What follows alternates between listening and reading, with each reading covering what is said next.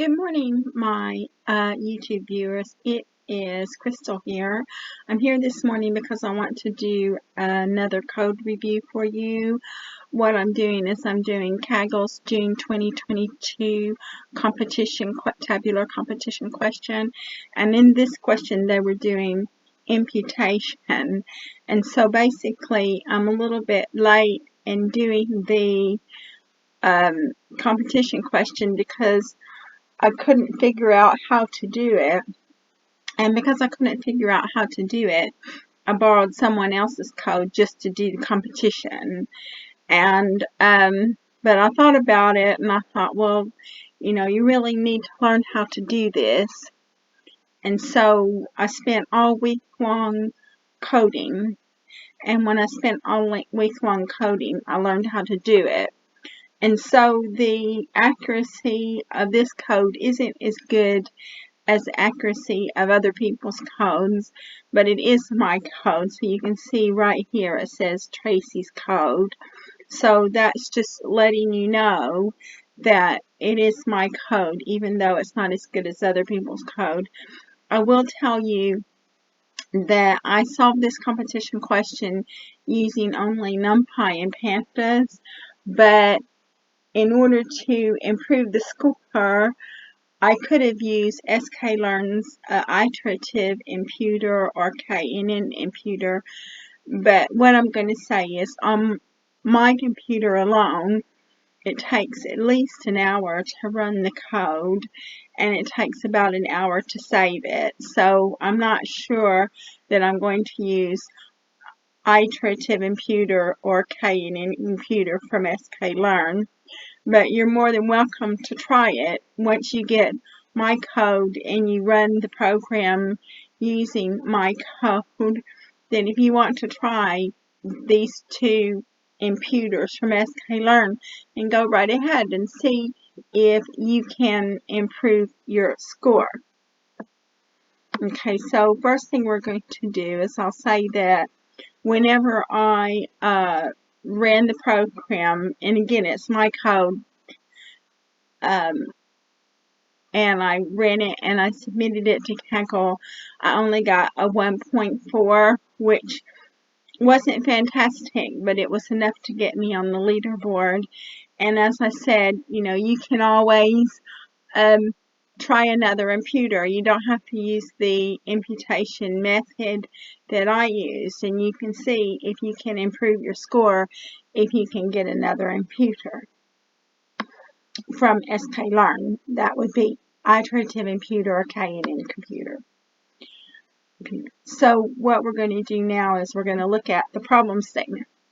So the June edition of the 2022 Tabular Competition Series is all about data imputation.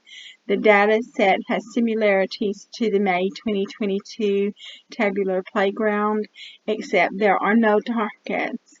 Rather, there are missing values in the data set, and your task is to predict what these values should be. So basically, in this particular competition question, we're not doing any predictions. We're just replacing the missing values. So after I created the Jupyter notebook in Kaggle, what I did was I imported my libraries, and the only libraries that I used in this particular program were Pandas and NumPy, because I didn't do any graphics at this point because there wasn't a target to graph. And then what I did was I loaded the data set. So you can see that we had two data sets called data and submission. So I loaded those. So you can see the data set. You have 1,000,000 rows with 80 columns. So this, because there's 1,000,000 rows, it's going to take a long time to go through it. It's going to take a long time to go through it. So it took me pretty much close to, on my computer, it took me pretty much close to an hour to go through the program, and then pretty much close to an hour to actually save it. So it took a long time, and then So because of that, I decided that I'm not going to do iterative imputer or KNN computer because it's just going to take too long, and I personally am under a lot of pressure to create content, but I'm bringing this to your attention. So if you want to try iterative computer or KNN computer on your own, at least you know those facilities are there. And then we check the submission column, and this is a problem that we had because they made the row call the index and the value the column, and that was some problems that I had when I was making this program. And you'll see how I went about it, because I tried to submit my data the way that Kaggle wanted me to submit the data, and then failed, saying that it was missing a column. So you have to take this row call index and then you have to make it a column in order for it to work. So I did have a lot of trouble with this particular data set. And you'll see that the submission data set is 1,000,000 rows of data. So what that means is you had to impute 1,000,000 cells. So now what we're going to do is we're going to analyze the data, and you can see that it's either a float or an integer.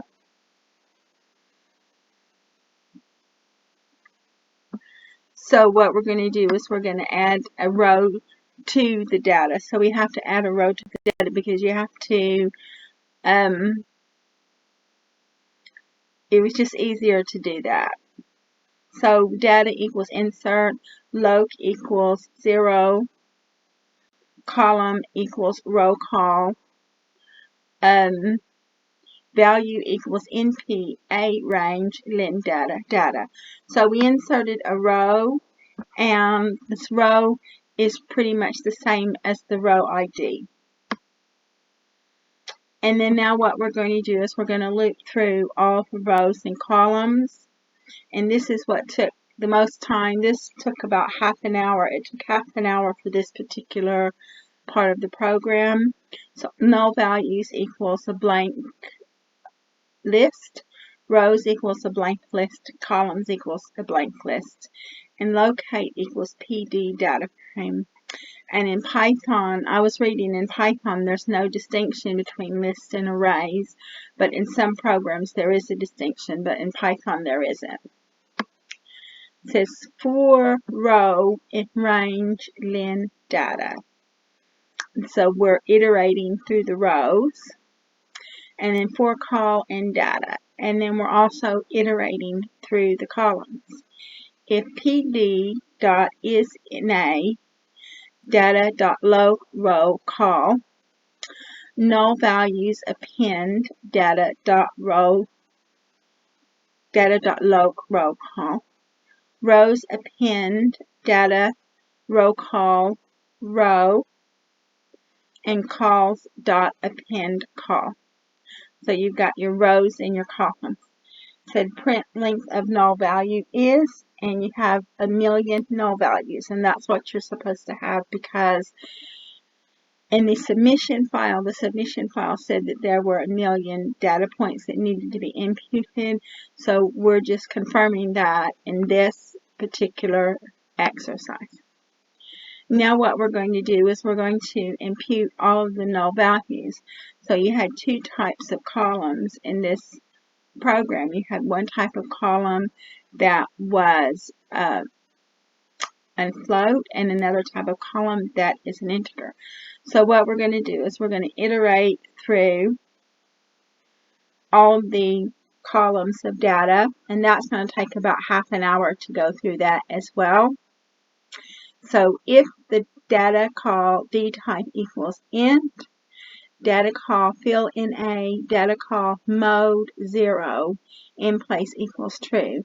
So if it's an int, it's going to be using the most commonly used,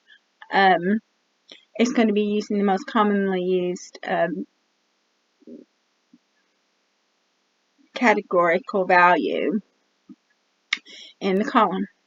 And if data.call.dtype float, data call fill in a, data call dot mean in place equals true. So that means if it's a float, it's going to just replace the missing value with the mean. So that's what we're going to use in this particular program.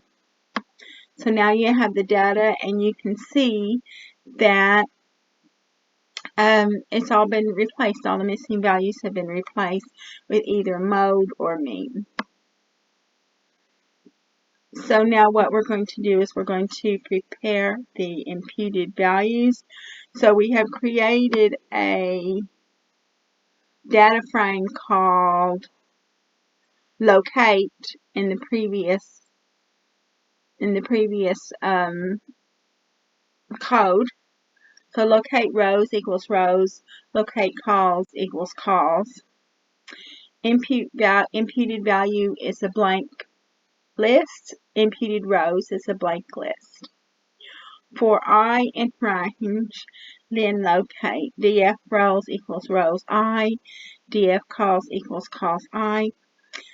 Imputed rows dot append data log df rows row call. Imputed value dot append data log df rows df calls values.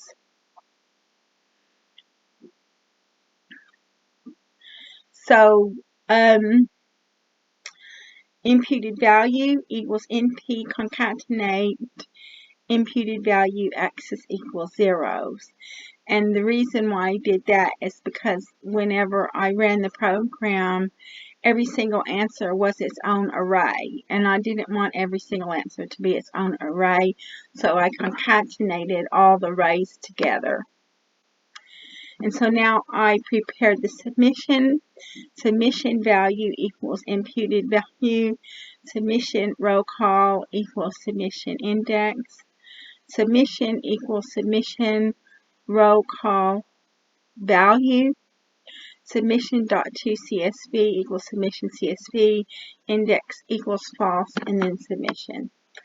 And then here's your resulting submission data frame, and this is the only way that I could get it to work. So it didn't work the way that Kaggle said they wanted it, because Kaggle just wanted the row call and then the value, but it failed.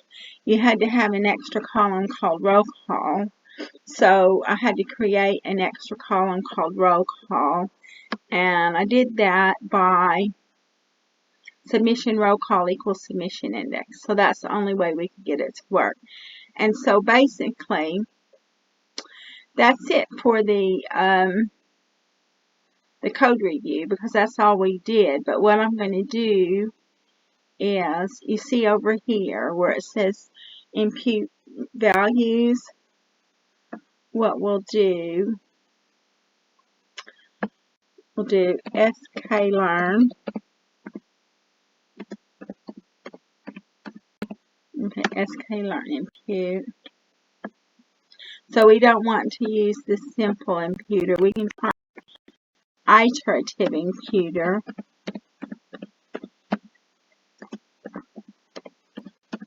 And there's another one called KNN imputer as well.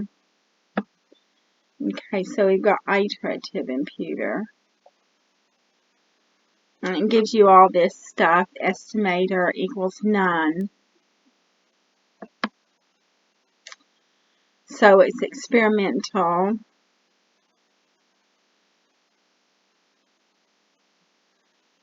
And you don't want to use simple imputer.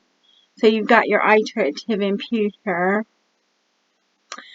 And you can say iterative imputer.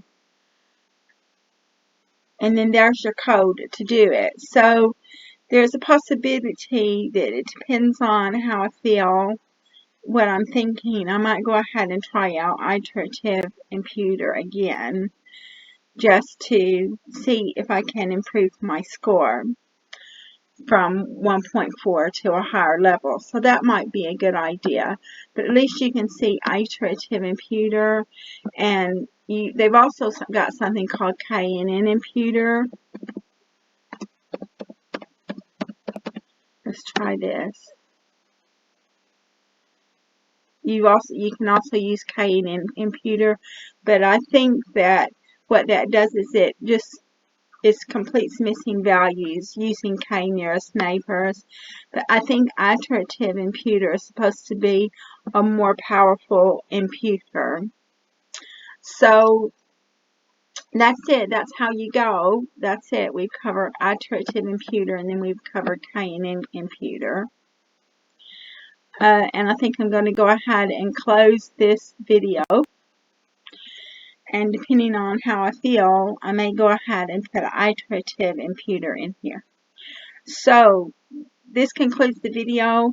I would like to thank all my subscribers for supporting my channel.